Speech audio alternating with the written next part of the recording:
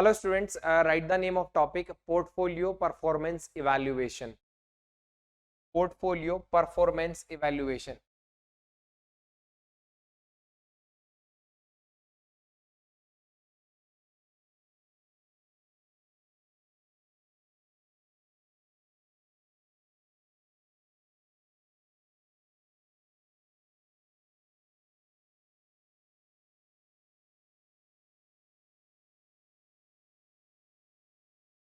Sir ये कोई chapter है? बिल्कुल, मैंने अपने नोट्स में इसको चैप्टर नंबर 6 बोल रखा है। चैप्टर नंबर 6 आपको दिखेगा अपनी बुक में ये।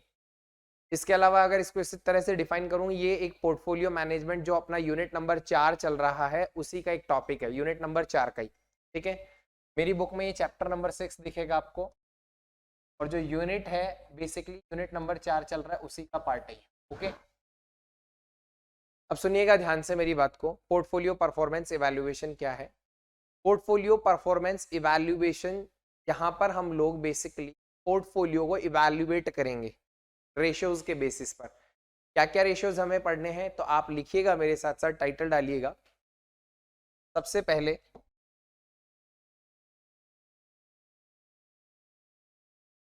लिखिएगा आप फर्स्ट नंबर पे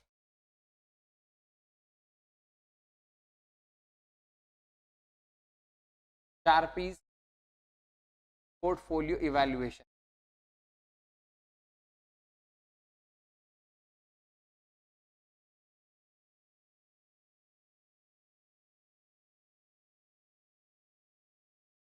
अब शार्पी ने पोर्टफोलियो इवैल्यूएशन के बारे में क्या बताया है, ध्यान से सुनिएगा। शार्पी ने बताया है, एक बार फॉर्मूला लिख देता हूँ, उसके बाद चीजें आराम से समझ आने लगेंगी।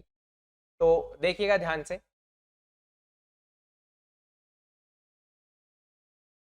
फॉर्मूला वी कैन से वो है आरपी माइनस का RF upon standard deviation of portfolio.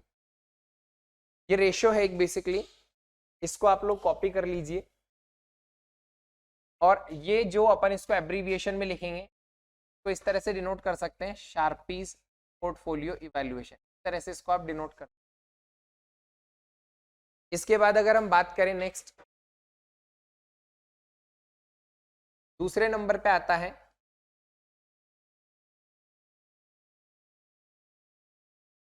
Sharpy के बाद trainer.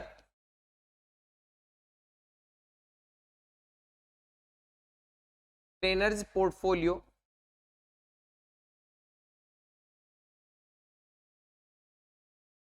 Evaluation.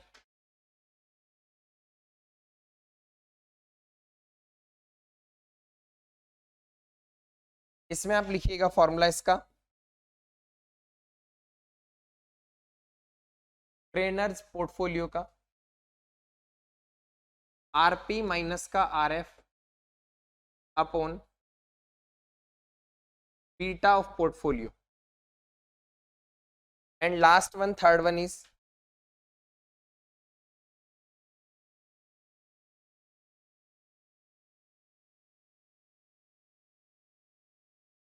Jensen's alpha.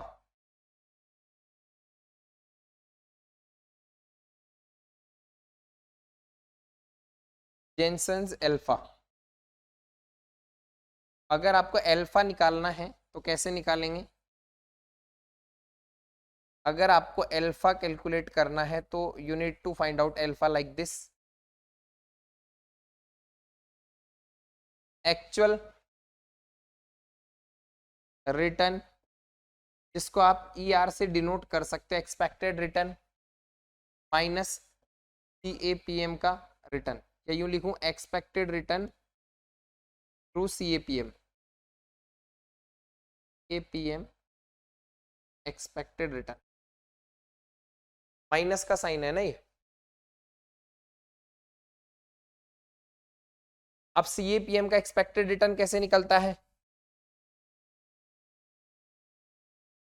C A P M से एक्सपेक्टेड रिटर्न कैसे निकलता है वो आपको आता है बहुत अच्छे से।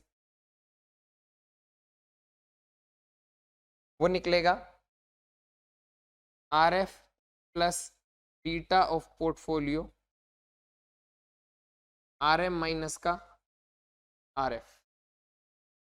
बस ये चैप्टर खत्म, या यूं कहूं ये टॉपिक खत्म।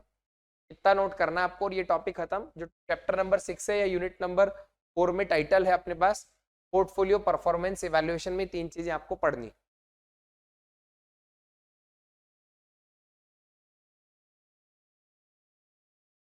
कॉपी करो।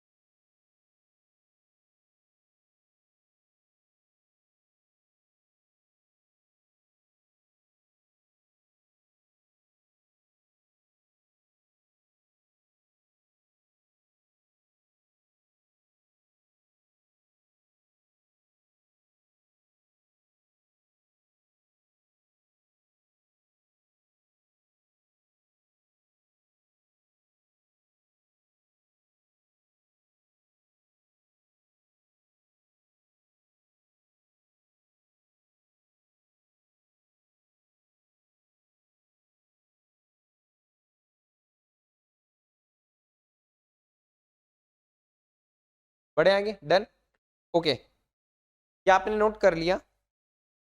अच्छा, पहले अपन इनको समझ लेते हैं थोड़ा सा, और उसके बाद हम क्वेश्चन सॉल्व करेंगे। आपको मैं बताना चाहूंगा, ध्यान से सुनिएगा। मैं आपको ना पहला और दूसरा फॉर्मूला या पहला और दूसरा तरीका स्टार्टिंग में सबसे पहले समझाऊंगा, उसके बाद लास्ट में इस पे बात करेंगे जेनसन्स अल्फा पर, है ना। बेसिकली आपको एक बात और बताना चाहता हूं मैं, ये पोर्टफोलियो परफॉर्मेंस इवैल्यूएशन करने के मेजरमेंट हो गए, है ना। कैसे काम करते हैं वो मैं सिखाऊंगा अभी आपको न्यूमेरिकल से। इसके अलावा हो सकता है आप कभी फ्यूचर में इनको पढ़ें, म्यूचुअल फंड के परफॉर्मेंस इवैल्यूएशन भी बोल सकते हैं इनको अपन। म्यूचुअल फंड का परफॉर्मेंस इवैल्यूएशन में भी यही सब आता है। तो सर हमारा जो टाइटल है वो क्या है यहाँ पे, पोर्टफोलियो परफॉर्मेंस इवैल्यूएशन, ओके। अब सबसे पहले पहला और दूसरा समझते हैं, ठीक है। टफ नहीं है, इजी है। आप सारी की सारी जो टर्मिनोलॉजीज यहाँ लिखी है सबसे फैमिलियर है, शुरू से ही पूरा पढ़ा चुका हूं मैं आपको। मार्कोविट्स पढ़ा दिया मैंने, सीएपीएम भी आपको पढ़ा दिया है। सबसे पहले शार्पी पे अपन बात करते हैं, तो ध्यान से सुनो मेरी बात को। अब इसको अपन डिनोट करेंगे एसपी से। ऊपर क्या लिखा हुआ है, आरपी माइनस आरएफ, मतलब पोर्टफोलियो का रिटर्न। मतलब सर लिख दो ना एक बार साइड में, ये लो लिख देता हूं। आरपी मतलब रिटर्न ऑफ पोर्टफोलियो, लिख लो आप भी, return of portfolio, okay. RF का मतलब risk free rate of return.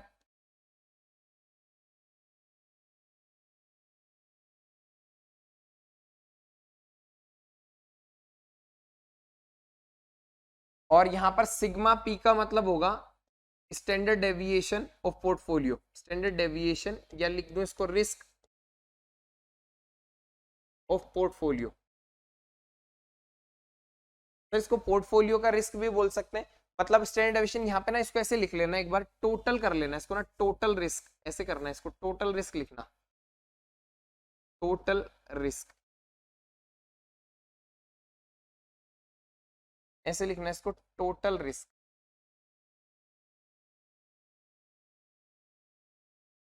Of portfolio.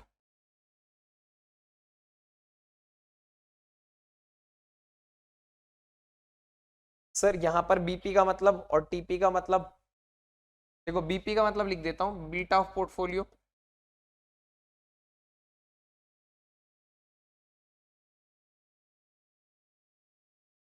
SP का मतलब लिख लीजिएगा आप, शार्पीज पोर्टफोलियो।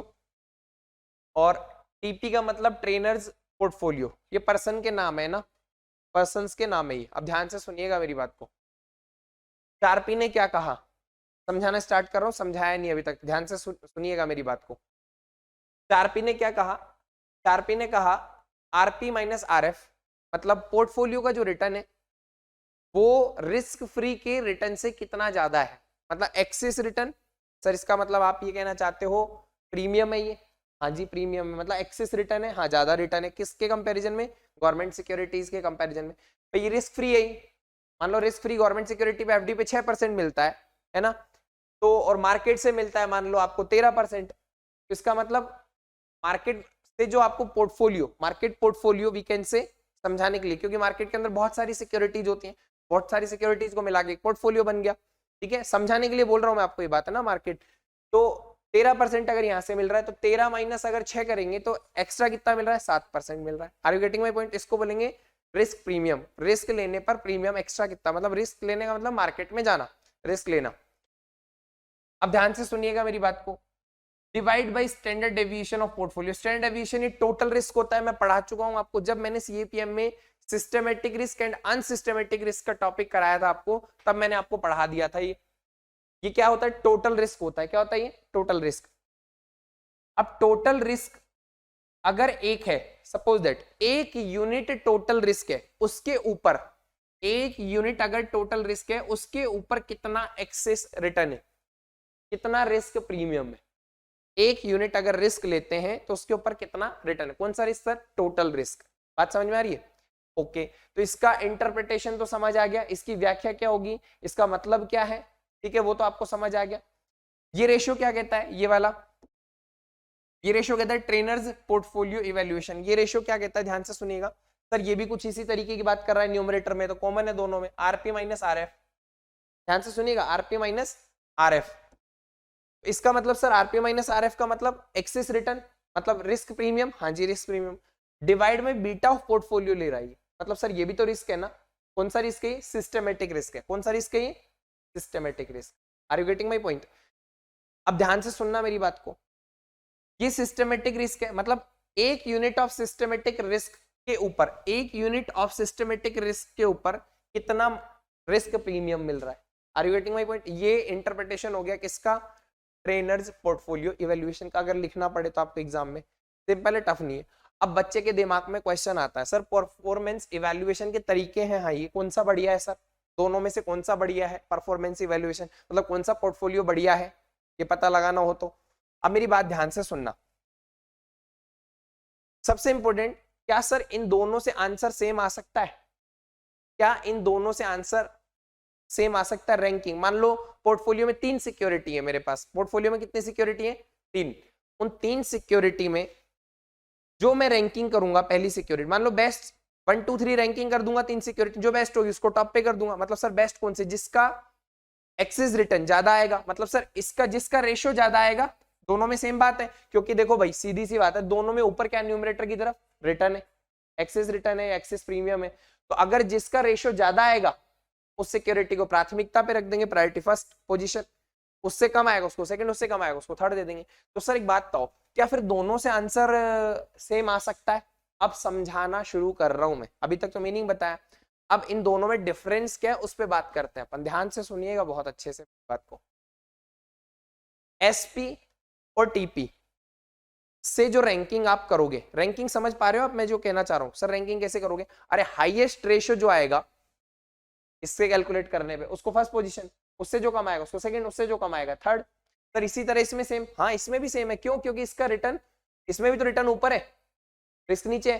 तो अगर इससे जो हाईएस्ट रेशियो आएगा उसको फर्स्ट, जो सेकंड आएगा उसको, उससे कम आएगा उसको सेकंड, उससे कम आएगा उसको थर्ड। तो इसका मतलब सर हमारे दिमाग में क्वेश्चन आ गया कि फिर तो कहीं ना कहीं दोनों से आंसर सेम आ सकता है। भाई जो जिस सिक्योरिटी को ये फर्स्ट पोजीशन दे, हो सकता है उसी सिक्योरिटी को ये भी फर्स्ट पोजीशन दे, हो सकता है आंसर सेम आ सकता है। सर किस हद तक ये बात संभव है? अब ध्यान से सुनना मेरी बात को। क्या क्वेश्चन क्लियर है आप लोगों को? क्वेश्चन क्लियर है? ओके, देखो मैं बोल देता हूं, उसके बाद अपनी बुक में भी लिखा हुआ है, आराम से पढ़िएगा, बिल्कुल सिंपल लैंग्वेज लिख रखी है। जिस बच्चे ने मेरी सिस्टमेटिक रिस्क और अनसिस्टमेटिक रिस्क की क्लास ले ली उसको ये बात समझ आएगी। अदरवाइज नहीं ली क्लास आप लोगों ने तो बेटा मैं कहूंगा सीधा न्यूमेरिकल पे फोकस करना, न्यूमेरिकल समझ आ जाएगा। और एग्जाम में पूछा जाता है, 2 बार आ चुका है पिछले 10 साल में, पिछले 10 साल में 2 बार पूछा जा चुका है। ओके सर, तो ध्यान से सुनिएगा मेरी बात को। ये कौन सा रिस्क है? टोटल रिस्क सर आपने बताया। ये कौन सा रिस्क है? Systematic risk. अब सुनना, अगर यहां पर ये जो टोटल रिस्क है, स्टैंडर्ड डेविएशन, सर कहां पढ़ा था? मार्कोविट्ज में। मार्कोविट्ज कहता था कि अलग अलग स्टॉक में पैसा लगाओ, मतलब रिस्क को कम करो, डाइवर्सिफाई करके, अलग अलग स्टॉक में पैसा लगाओ डाइवर्सिफाई करके। तो कहने का मतलब बेटा अगर डाइवर्सिफिकेशन आपका सही डायरेक्शन में है, बात को समझिएगा, अगर आपका डायरेक्शन या डाइवर्सिफिकेशन सही है आपका, मतलब सही जगह आपने इन्वेस्टमेंट किया, रिस्क कम हो रहा है या रिस्क खत्म हो रहा है, रिस्क रिड्यूस हो रहा है, तो इसका मतलब वो अनसिस्टेमेटिक रिस्क हो रहा है। क्यों? क्योंकि मैंने अभी एक बात बोली, अलग अलग स्टॉक में पैसा लगाओ, मार्कोविट्स कहता है अलग अलग स्टॉक, स्टॉक मतलब कंपनीज, और कंपनीज का रिस्क कौन सा होता है? अनसिस्टेमेटिक रिस्क। अनसिस्टेमेटिक मतलब खुद में जो रिस्क होता है कंपनी के अंदर, वो कौन सा रिस्क होता है? अनसिस्टेमेटिक रिस्क होता है। तो अगर अनसिस्टेमेटिक रिस्क पे मैं बात करूं, अनसिस्टेमेटिक रिस्क में बात करूं, अगर आपने डाइवर्सिफिकेशन सही किया है, अगर आपका डाइवर्सिफिकेशन अच्छा है, तो कहीं ना कहीं अनसिस्टेमेटिक जो रिस्क है वो एलिमिनेट हो जाएगा, हट जाएगा, हट जाएगा। बात समझिएगा, हट जाएगा। तो क्या बचेगा फिर? सर सिस्टमेटिक रिस्क बचेगा। तो जब यहां सिस्टमेटिक रिस्क बचेगा, तो ये भी तो सिस्टमेटिक रिस्क है। तो उस पोजीशन में अगर आपका डाइवर्सिफिकेशन अच्छा रहा है, रिस्क कम हुआ है या खत्म हुआ है, तो एलिमिनेट हो गया अनसिस्टमेटिक रिस्क, तो बचा कौन सा? सिस्टमेटिक। उस सिचुएशन में दोनों आंसर क्या दे सकते हैं? सेम दे सकते हैं। Are you getting my point? क्योंकि यहां भी क्या बचेगा? सिस्टमेटिक बचेगा, यहां खुद में सिस्टमेटिक है ही, तो उस सिचुएशन में ये दोनों आंसर क्या दे सकते हैं बेटा? सेम दे सकते हैं। Are you getting my point? Clear? अब मैंने लिखा हुआ, अभी ये बुक में पढ़ लीजिएगा, मैं पढ़ा दूंगा अभी आप लोगों को। अच्छा सर एक बात बताओ, अगर डाइवर्सिफिकेशन अच्छा नहीं रहा तो? कहने का मतलब भाई आपने अलग अलग स्टॉक में पैसा लगाया, मार्कोविट्स जो मैंने पढ़ाया था, अलग अलग स्टॉक में पैसा लगाया, लेकिन आपका जो रिस्क है वो आप काट ही नहीं पा रहे हो, रिस्क खत्म ही नहीं हो पा रहा है, डाइवर्सिफिकेशन आपका अच्छा रहा नहीं, तो उस सिचुएशन में सर, उस सिचुएशन में आप एलिमिनेट नहीं कर पाओगे। किसको सर? मतलब हटा नहीं पाओगे। किसको नहीं हटा पाएंगे? अनसिस्टेमेटिक रिस्क को नहीं हटा पाएंगे। और जब अनसिस्टेमेटिक रिस्क को नहीं हटा पाएंगे, तो दोनों अवेलेबल होंगे, अनसिस्टेमेटिक भी होगी, सिस्टेमेटिक भी होगी इसमें। तो ये टोटल रिस्क का पार्ट बन गया। फिर टोटल रिस्क का पार्ट बन गया तो ये अलग आंसर देगा, फिर ये अलग आंसर देगा। Are you getting my point? क्योंकि यहाँ तो टोटल रिस्क है, दोनों रिस्क है, और यहाँ पर एक ही रिस्क है। Are you getting my point? तो उस सिचुएशन में अगर आपका डाइवर्सिफिकेशन अच्छा नहीं है, आप रिस्क नहीं काट पा रहे हो, अगर एग्जिस्ट कर रहा है आपका अनसिस्टमेटिक रिस्क, अनसिस्टमेटिक रिस्क है, नहीं काट पा रहे हो आप, मतलब सर कब? जब आपका स्टैंडर्ड डेविएशन ज्यादा आ रहा हो, ज्यादा ज्यादा ज्यादा ज्यादा, है ना, तो आप नहीं काट पा रहे हो, कहीं ना कहीं नहीं कम कर पा रहे हो, डाइवर्सिफिकेशन अच्छा नहीं है आपको। जब डाइवर्सिफिकेशन अच्छा नहीं होगा, तो ऑब्वियस सी बात है, ये वाला जो स्टॉक और सॉरी ये वाला जो फॉर्मूला और ये वाला जो फॉर्मूला आंसर क्या कर सकते हैं? अलग अलग दे सकते हैं। Are you getting my point? Simple है। अब बुक में एक बार रीडिंग लगाते हैं, आपको समझ आ जाएगा ना। देखिएगा ध्यान से, पेज नंबर 6.2। अगर जिनके पास, बच्चों के पास बुक है, चैप्टर नंबर 6 है ये बेसिकली, और चैप्टर नंबर नहीं लिखा हुआ तो यहाँ मेंशन कर लीजिएगा ऐसे, और पेज नंबर नीचे मेंशन कर लेना 6.1। जिनकी बुक में नहीं है 6.2, फिर ऐसे पेज नंबर मेंशन कर लीजिएगा 6.3, 6.4। ओके बेटा, अब देखो ध्यान से, सबसे इंपॉर्टेंट यहाँ पर देखिए 6.2 पे देखिएगा, बॉटम में 6.2 पे बॉटम में क्या लिखा है? Can Sharpe ratio and Treynor's ratio give contradictory result? पढ़िएगा ध्यान से। It must be noted that Sharpe ratio uses total risk, ये लिखा हुआ है यहाँ पे, ध्यान से देखो। It must be noted that Sharpe ratio uses total risk, बिल्कुल कर रहा है टोटल रिस्क को, है ना? Okay sir. And Treynor ratio uses systematic risk, हाँ जी सर। इन द डिनोमिनेटर, बिल्कुल दोनों के डिनोमिनेटर में रिस्क है, ऊपर न्यूमरेटर तो सेम है। Total risk comprises of systematic as well as unsystematic, मतलब टोटल में दोनों है, सिस्टमेटिक भी है अनसिस्टमेटिक भी है। तो सर सिस्टम का रिस्क, मार्केट का रिस्क, हाँ जी मार्केट का risk. If there is no unsystematic risk, अगर अनसिस्टमेटिक रिस्क नहीं होगा, तो ऑब्वियस सी बात है, specially in case of well and perfectly diversified portfolio, जिसका पोर्टफोलियो वेल अच्छा होगा, डाइवर्सिफिकेशन, वहां पर आप देखेंगे कि अनसिस्टमेटिक नहीं होगा रिस्क, और जब नहीं होगा तो आगे बोल रहा है ये, then the total risk and systematic risk will be same. फिर क्या बचेगा टोटल रिस्क में? सिस्टमेटिक बचेगा, यहाँ खुद में सिस्टमेटिक है ही, तो will be same, and hence Sharpe ratio and Treynor ratio will provide the similar result. अब आप देखो थ्योरी कितनी इंपॉर्टेंट हो गई पढ़ाना सिस्टमेटिक एंड सिस्टमेटिक की, क्योंकि क्या हुआ कि जब क्लास अपन ने दी तो कहीं ना कहीं आप इसको कनेक्ट कर पाए। Are you getting my point? इसके बाद नेक्स्ट लैंग्वेज पे लिखा है, जस्ट अपोजिट करके बात को, however it is quite possible that the total risk of portfolio is not equal to its systematic risk only, it में also comprise unsystematic risk. Unsystematic risk हो सकता है कब? Specially in case of not so diversified portfolio, अगर diversify नहीं हो आपका portfolio, तो वहां आपका अनसिस्टमेटिक रिस्क क्या होगा? अवेलेबल होगा, है ना? We find that there is presence of significant amount of unsystematic risk. In such case, sharp ratio and trainer ratio may provide contradictory result. मतलब अलग अलग रिजल्ट दे सकते हैं. Are you getting my point? Simple है, कोई doubt किसी भी तरीके का. अब एग्जाम्पल से समझा रहा है. क्वेश्चन नंबर 1 जो अपन ने डाल रखा है, ठीक है सर. डिसीजन मेकिंग में जिसका रेशो ज्यादा है उसको प्रायोरिटी. भाई 3 अगर आपके पास पोर्टफोलियो है, 3 में से जिसका रेशो ज्यादा है, ठीक है, जिसका आंसर ज्यादा है उसको आप फर्स्ट प्रायोरिटी दे देना रैंकिंग में, है ना. करें, शुरू करें. क्वेश्चन नंबर 1 ये कॉपी कर लिया सबने. ओके, बढ़ते हैं आगे. Question number 1 page number 6.3.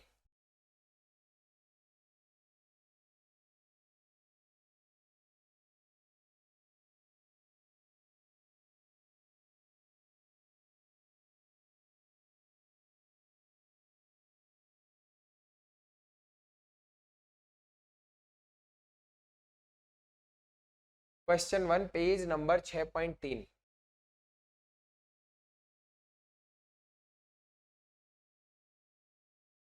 देखिएगा ध्यान से. करें, शुरू करें. हमें सॉल्यूशन बनाना है इसका.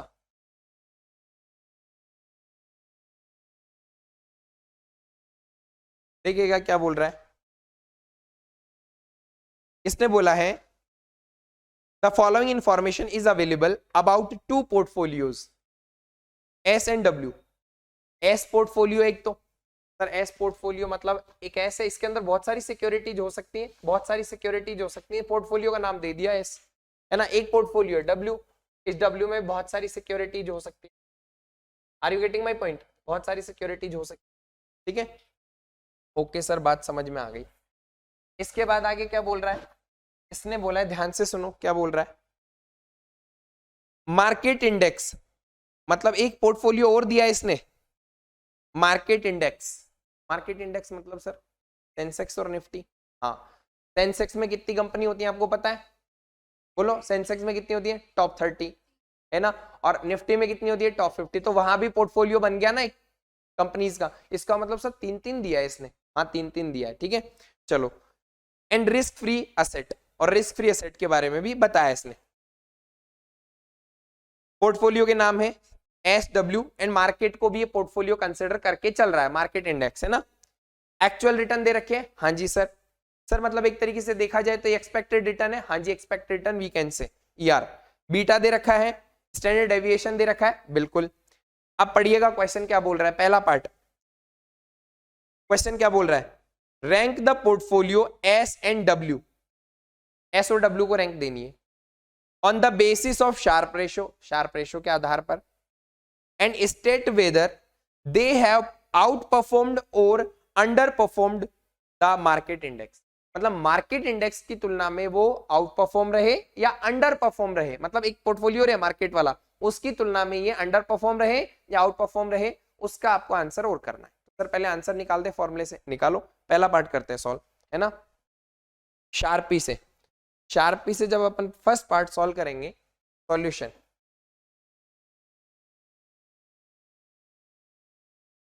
देखिएगा यहाँ पे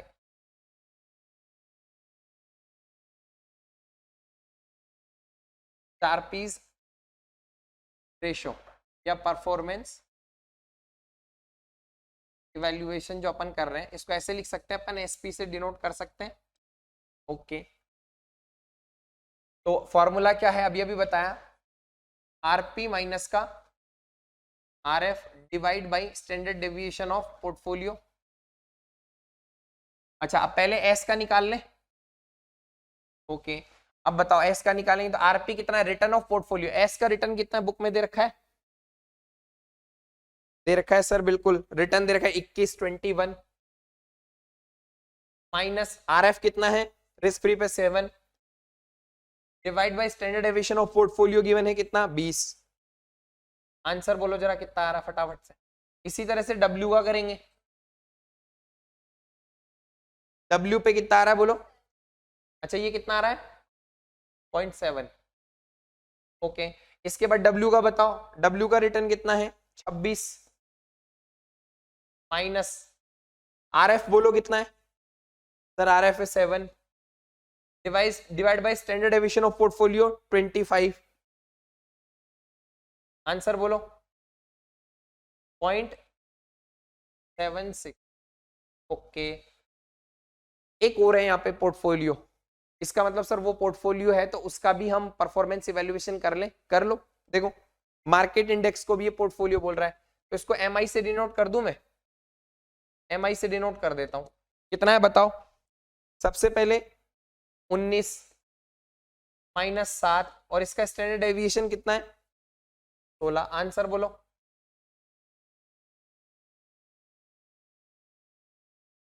.75।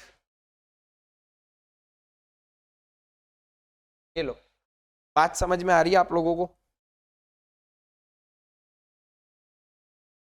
अब रैंक करेंगे, सर आपने बताया, देखो यहाँ क्या कहना चाह रहा है, एक यूनिट रिस्क लेने पे 0.7 टाइम्स रिटर्न हो गया, एक यूनिट रिस्क पर 0.76 का रिटर्न, एक यूनिट रिस्क पर 0.75 का रिटर्न। फिर से रिपीट कर रहा हूं, एक यूनिट रिस्क पर 0.7 रिटर्न, मतलब रिस्क प्रीमियम। हाँ, एक यूनिट रिस्क पर 0.76 रिस्क प्रीमियम, एक यूनिट रिस्क पर 0.75 risk premium. Are you getting my point? कौन सा रिस्क सर? टोटल रिस्क है ना।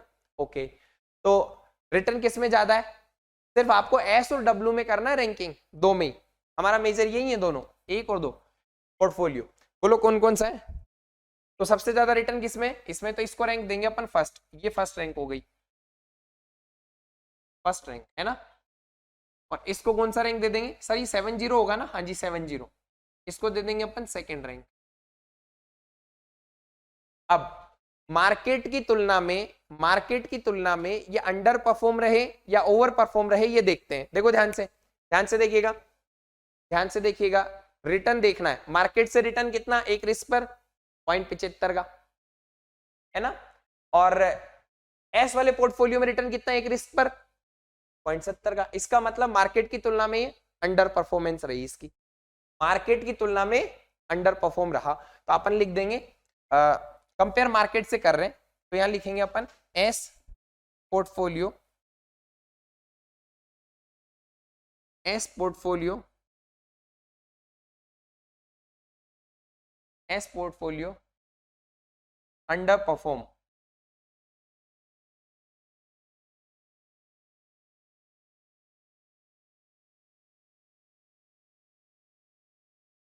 इन कंपेयर टू मार्केट।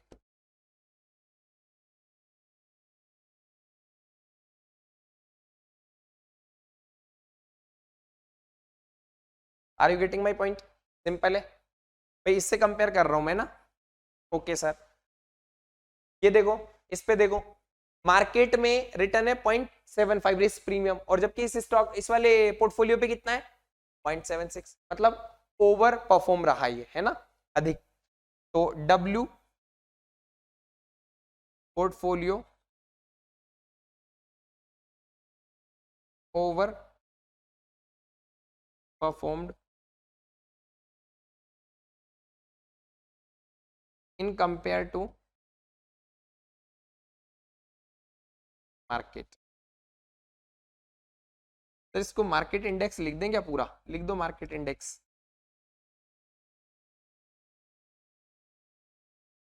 बोलो भाई, कोई डाउट यहां तक किसी भी तरीके का? सर टेबल बना सकते थे क्या हम? ऐसे कर लेते सर, एक पे हम नाम लिख देते, एक पे कैलकुलेशन लिख देते, आंसर आ जाता। एक पे रैंकिंग दे देते एक कॉलम में, और एक कॉलम में अंडर परफॉर्मर और ओवर परफॉर्म बता देते। तो 4-5 कॉलम बना सकते थे। कैसे बना सकते हो? जैसा आपको प्रेजेंटेशन देना हो, जैसा अच्छा लगे वैसा काम करो। बात समझ में आ गई? ओके, अब बढ़ते हैं अपन। ये तो हो गया शार्पी। तो क्या समझ में आया शार्पी में? जिसका हमारे पास रेशो ज्यादा होगा उसको फर्स्ट पोजीशन देनी, है ना। ओके, बढ़ते हैं आगे। और सर उसके बाद धीरे धीरे पोजीशन कम करते जाएंगे, उसका कम होगा थोड़ा तो उसका सेकंड, फिर उससे कम होगा उसको थर्ड, इस तरह से, है ना। मार्केट को कोई पोजीशन नहीं देनी, मार्केट से तो अपन कंपेयर कर रहे हैं बेसिकली, है ना। ओके सर, ओके, मतलब सर ये आप कहना चाहते हो बेंचमार्क हो गया एक तरीके से। हाँ, ये बेंचमार्क हो गया, है ना, इससे आप डिसाइड कर रहे हो। अब करते हैं अपन कौन सा? जेनसन।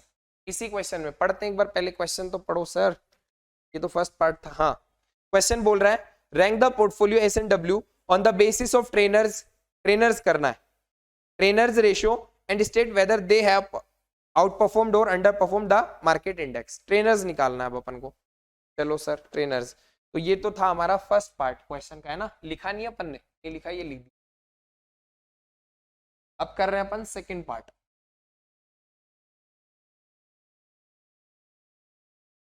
फॉर्मूला क्या होता है बोलो ट्रेनर्स का, ट्रेनर्स परफॉर्मेंस इवैल्यूएशन का इसका फॉर्मूला होगा आरपी माइनस का RF upon beta of portfolio. Trainers क्या कंसिडर करता है, सिस्टमेटिक रिस्क को कंसिडर करके रिजल्ट देता है। तो अब देखो ध्यान से निकालो, किस किस का निकालना है, पहले एस का निकालना है, एस का निकालना है सिक्योरिटी का। तो एस सिक्योरिटी पे आरपी बोलो कितना है, एस सिक्योरिटी पे 21 है return of portfolio, minus RF कितना है 7 divide by beta of portfolio कितना है 1.1। डब्ल्यू इसके बाद डब्ल्यू पे है 26 माइनस का 7 डिवाइड बाय बीटा बोलो 1.8, बोलो कितना आ रहा है। इसके बाद सर मार्केट इंडेक्स भी निकाल दो हाथों हाथ, ये लो मार्केट इंडेक्स भी लिख दिया अपन ने। मार्केट से रिटर्न है अपने पास 19 का माइनस का 7 डिवाइड बाई इसका बीटा मार्केट का 1। आप जानते हो मार्केट का बीटा 1 ही होता है, बिल्कुल सर, सेंसेक्स और निफ्टी पे बीटा 1। तो आंसर बोलो अब पहले का कंफर्म बताना कितना रहा 12.73। इसके बाद बोलो 10.56, इसके बाद 12। ये लो डन। अब मेरी बात ध्यान से सुनो, क्या कह रहा है ये, एक सिस्टमेटिक रिस्क पे, एक यूनिट ऑफ सिस्टमेटिक रिस्क पे कितना रिस्क प्रीमियम है ना, एक सिस्टमेटिक रिस्क पे कितना रिस्क प्रीमियम है 12.73। एक सिस्टमेटिक रिस्क पे कितना प्रीमियम है 10.56। एक सिस्टमेटिक रिस्क पे कितना प्रीमियम है 12। एक तीनों को कंपैरिजन कॉमन ले रहे हैं, एक एक के ऊपर कितना, तो सबसे ज्यादा कितना है किस पे रिटर्न है, कितना रिस्क प्रीमियम सबसे ज्यादा है सर 12.73। तो इसको पोजीशन दे देंगे भाई, इन्हीं दो में देखना है बस, इन दो में ही। तो इसको बोल देंगे अपन रैंक फर्स्ट और इसको बोलेंगे रैंक सेकंड। तो यहां दे दो, ये रैंक फर्स्ट हो गई, फर्स्ट रैंक, और ये रैंक हो गई हमारी सेकंड। ठीक है, अब सुनो, अब देखो मार्केट में रिटर्न कितना है 12, एक्सेस में रिटर्न है ना रिस्क प्रीमियम, और इसमें कितना है एस पे 12.73। तो बढ़िया है ना, ओवर परफॉर्म है मार्केट से। तो इसको लिखेंगे S portfolio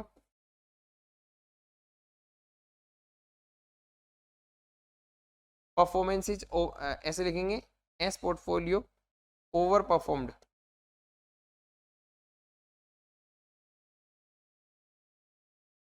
in compare to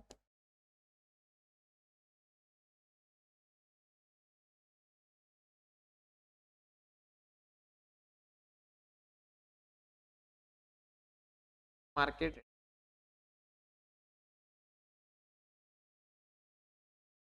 ऐसे भी लिख सकते हैं कि सर इसको market index of Treynor's portfolio या market index performance, market index performance ऐसे भी लिख सकते हो आप इसको, है ना सर। पिछले वाले में भी लिख सकते हैं फिर, तो हाँ लिख सकते हो, पिछले वाले में भी लिख सकते हो। बात समझ में आ रही है, पीछे जो लिखा वहां भी आप परफॉर्मेंस लगा सकते हो। इसके बाद बोलो दूसरा डब्ल्यू, डब्ल्यू देखो क्या है, मार्केट से परफॉर्मेंस 12 और ये कम है, इस पोर्टफोलियो में डब्ल्यू में कम है, मार्केट ही बढ़िया है, अंडर परफॉर्म रहा मार्केट से। क्या लिखेंगे W portfolio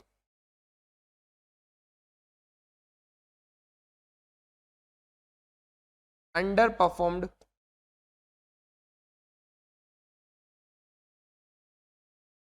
in compare to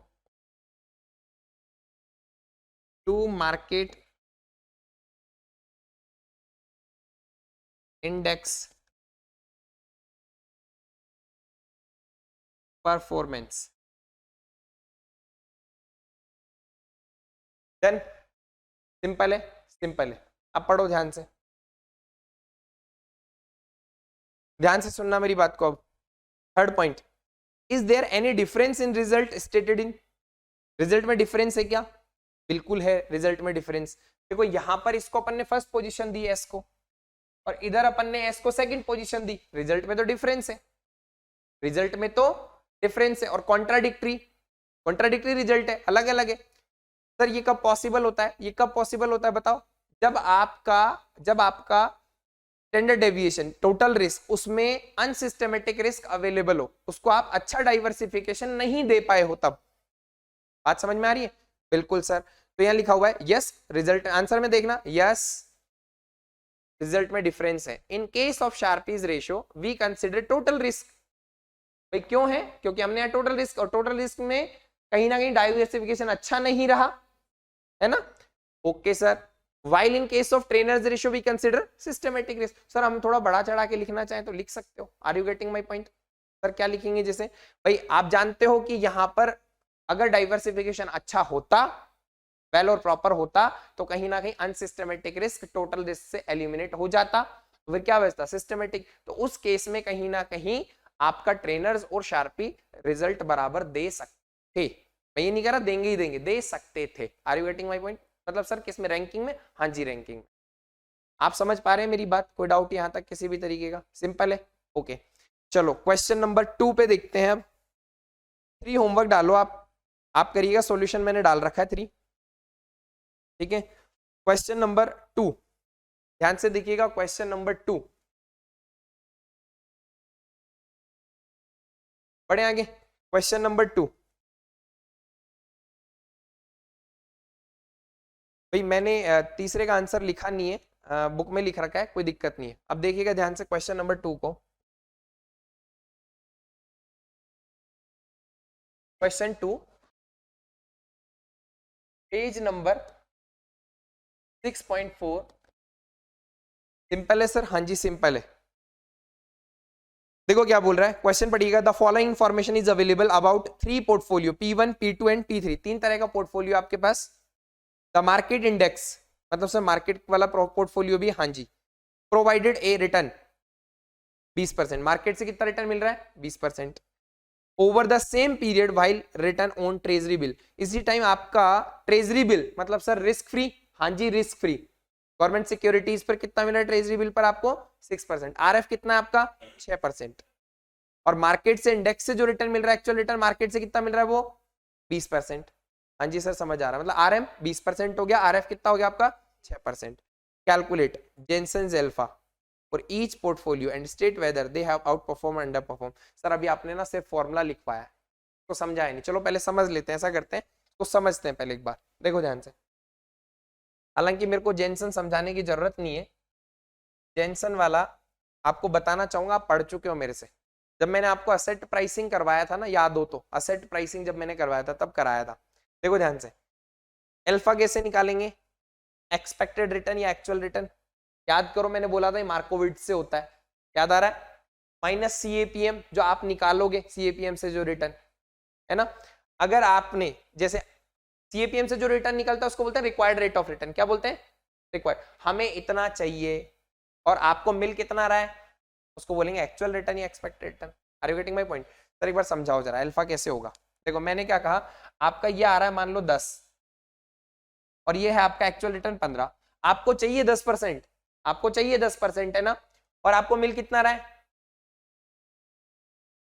तो इसका मतलब सर, इसका मतलब अच्छा है, इसको ले लेना चाहिए, इसको ले लेना चाहिए। बात समझ में आ रही है? इसका मतलब ये अच्छा है, इसको अपन को एक्सेप्ट कर लेना चाहिए, पॉजिटिव है। तो पॉजिटिव केस में क्या करोगे आप? एक्सेप्ट कर लोगे, है ना। इसी तरीके से अब सीएपीएम कैसे निकालेंगे सर? सीएपीएम निकालने का तरीका ये वाला है, ये सेम है जो मैं सिखा चुका हूं आपको प्रीवियस क्लासेज में, पूरा का पूरा, है ना। बस पोर्टफोलियो यूज हो रहा है तो बीटा ऑफ पोर्टफोलियो।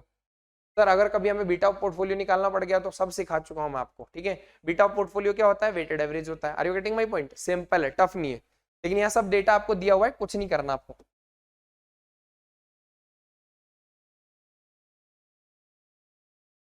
चलो करते हैं शुरुआत।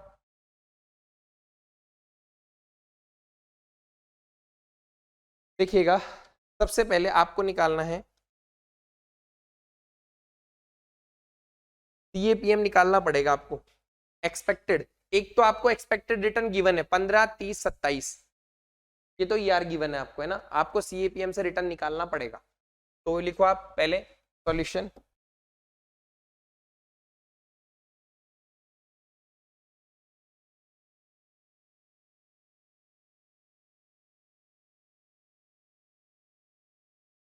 Computation of expected return as per APM. Sir ऐसा क्यों? अरे भाई अभी अभी बताया ना मैंने आपको ईआर निकालना है, जेनसन्स अल्फा निकालना है तो सीएपीएम से पहले रिटर्न चाहिए, ठीक है? क्योंकि अल्फा निकालने का फॉर्मूला ये होता है एक्चुअल रिटर्न, जो कि गिवन है आपको ऑलरेडी, ये तो गिवन है आपको, और ये आपको कैलकुलेट करना है, तो पहले ये निकालना पड़ेगा यहाँ, है ना? चलो बढ़ते हैं आगे। तो निकालो सबसे पहले P1 का निकालो एक्सपेक्टेड रिटर्न। सर P1 का, हाँ जी P1 का पहले फॉर्मूला लिख लेते हैं ना प्रॉपर, सबका ही फॉर्मूला होगा RF प्लस का beta of portfolio RM minus का RF। ओके सर, अब निकालो PR P1 का पोर्टफोलियो नंबर 1 का RF बोलो कितना है? ट्रेजरी बिल से कितना मिल रहा है? 6%। ट्रेजरी बिल से कितना मिल रहा है? रिस्क फ्री होता है बेटा ये 6। बीटा बोलो, बीटा ऑफ पोर्टफोलियो, इसका बीटा देखा 0.60 मतलब 0.60। मार्केट रिटर्न, मार्केट इंडेक्स से जो प्रोवाइडेड रिटर्न है वो 20%। RM माइनस का RF 6, तो आंसर बोलो 6 प्लस 0.60 और ये कितना आ गया 14। तो ये आंसर बोलो 6 प्लस ये कितना आ रहा है 14 1 मिनट, ये कितना आ रहा है और 8.4, ये आ गया 14.4। सर परसेंटेज में, हाँ जी रिटर्न तो परसेंटेज में ही आएगा। इसके बाद दूसरा निकालो एक्सपेक्टेड रिटर्न पोर्टफोलियो 2 का RF है 6 प्लस बीटा बोलो कितना इसका सेकेंड वाली सिक्योरिटी का 1.80। इसके बाद RM कितना है सर 20, RF कितना है 6। फाइनल आंसर बता दो अब मेरे को, ऐसे कैलकुलेशन होगी 31 पॉइंट। ओके, अब एक्सपेक्टेड रिटर्न P3 RF 6 है प्लस बीटा कितना है 1.5, 20 माइनस का है आंसर एग्जैक्ट 27। चलो सिंपल है सर ये तो बहुत।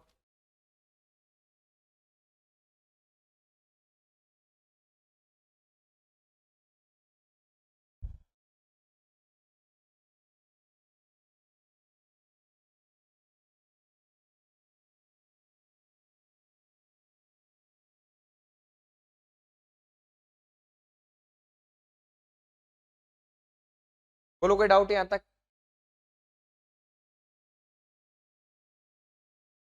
अब निकालो, क्या निकालना है बोलो? अल्फा निकालना, इधर निकाल दो साइड में, इधर ही कर देता हूँ, आपको नहीं करना, आपको कंटिन्यू नीचे की तरफ सॉल्व करना है इसको, है ना? या इसको छोटू कर देता हूँ, ज्यादा अच्छा रहेगा ना, इसको अपन छोटू बना देते हैं। विजिबल है क्या देखो बताओ, इज दिस विजिबल?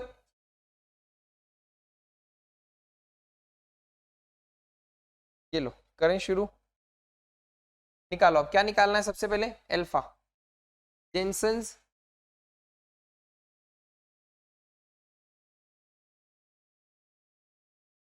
कैसे डिनोट कर देंगे? कुछ इस तरह से डिनोट कर सकते हो आप इसको, ठीक है? जे अल्फा।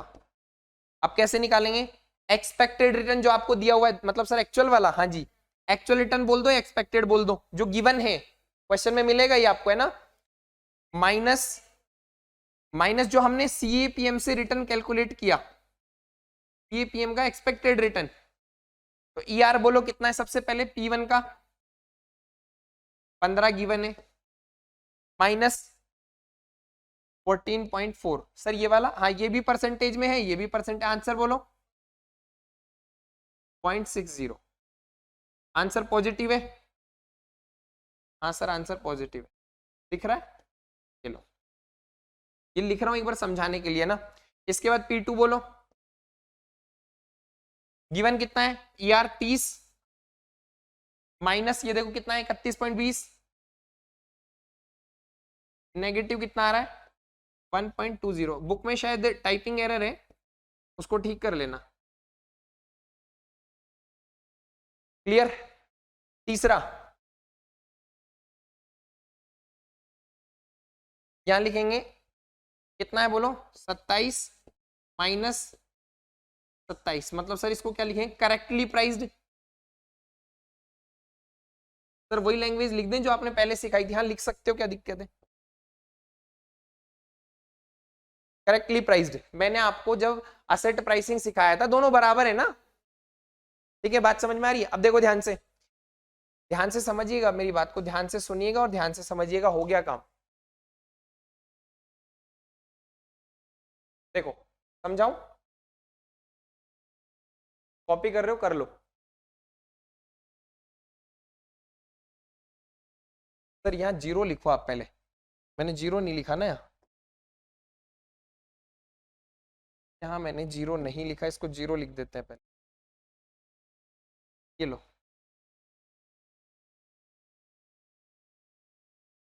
डन।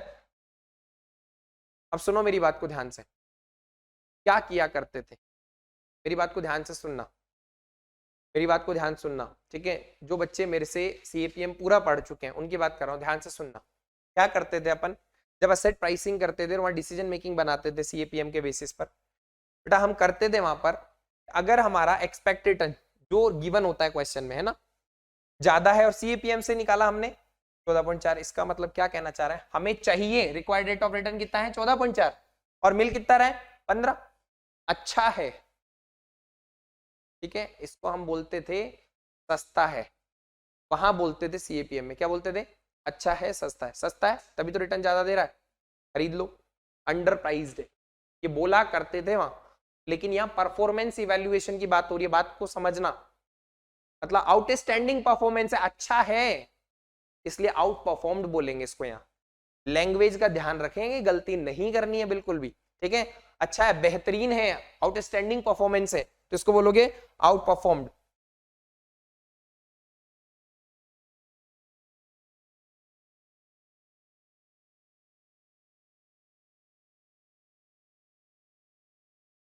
यहां देखो हमें चाहिए कितना, तुम्हें 31.30 चाहिए, हमें मिल कितना रहा है 30, हमें चाहिए ज्यादा मिल रहा है कम, इसका मतलब अंडर परफॉर्म है। सर वहां क्या करते थे एक बार वहां भी बता दो, चलो वहां की बात करते हैं। CAPM में हम क्या किया करते थे, हमें चाहिए कितना 31.20 और मिल कितना रहा है 30, इसका मतलब सर नहीं खरीदना, महंगा है, महंगे को क्या बोलते थे ओवर प्राइज्ड, क्या बोलते थे ओवर प्राइज्ड, बोलते थे नहीं बोलते थे, ठीक है? महंगा है, ओवर है, नहीं खरीदना है, ठीक है? तो यहां क्या लिखेंगे इसको अपन, लेकिन यहां परफॉर्मेंस इवैल्यूएशन कर रहे हैं भाई, बात को समझो। हमें चाहिए कितना 31.20 और मिल कितना रहा है 30, इसका मतलब नेगेटिव सौदा है, इसका मतलब अंडर वैल्यूड है ये, यहाँ अच्छा नहीं है ये, तो ऐसे लैंग्वेज में बोलेंगे अंडर परफॉर्म्ड, अंडर परफॉर्म लिखेंगे बेटा, है ना? सिंपल है, कोई टेंशन बिल्कुल नहीं है। थोड़ा सा ना ये डिसीजन मेकिंग का ध्यान रखना, उल्टा सीधा मत कर देना एग्जाम में। और ये तो मैंने बता ही दिया correctly priced.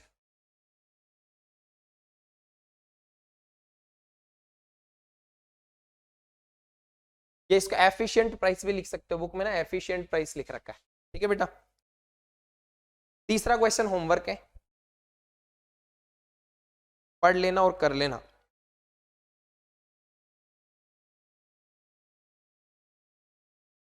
Four number question, बहुत शानदार क्वेश्चन है, ध्यान से देखो। अब क्वेश्चन नंबर 4 दिख रहा है आपको, पेज नंबर 6.5 पे, पेज नंबर 6.5। ये जो क्वेश्चन है 2014 में एग्जाम में पूछा जा चुका है, राजस्थान टेक्निकल यूनिवर्सिटी RTU में। सर मेजर वन में, हाँ मेजर वन फर्स्ट वाले फाइनेंस वाले बच्चों के, इसके अलावा 2022 में भी पूछा गया ये, 2022 में, है ना, 2022 में भी मेजर 2 में, किसमें, मेजर 2 में, इस बार 2022 में मेजर 2 में था। सर सब वही दे रखा है, सेम आपने करा तो दिया ऐसा, होमवर्क डाल लें, बिल्कुल होमवर्क डालो, ठीक है। हाँ ये खत्म मेरी तरफ से आज आपका unit number 4 wind up, clear. बिल्कुल बेटा, आंसर आप लोग टैली कर लीजिएगा मेरे से, कोई दिक्कत नहीं है। यहाँ ये आपको होमवर्क बनाना है, क्वेश्चन दिख गया सभी को, सेम है। और नेक्स्ट क्लास में आप मेरे को आंसर बता दीजिएगा कितना आता है इसका। मेरी तरफ से ये चैप्टर वाइंड अप हो गया है, और यूं कहूँ मेरी तरफ से टॉपिक वाइंड अप हो गया है, या यूं कहूँ मेरी तरफ से ये यूनिट नंबर 4 वाइंड अप हो गया है complete. Okay class, thank you so much, have a good day.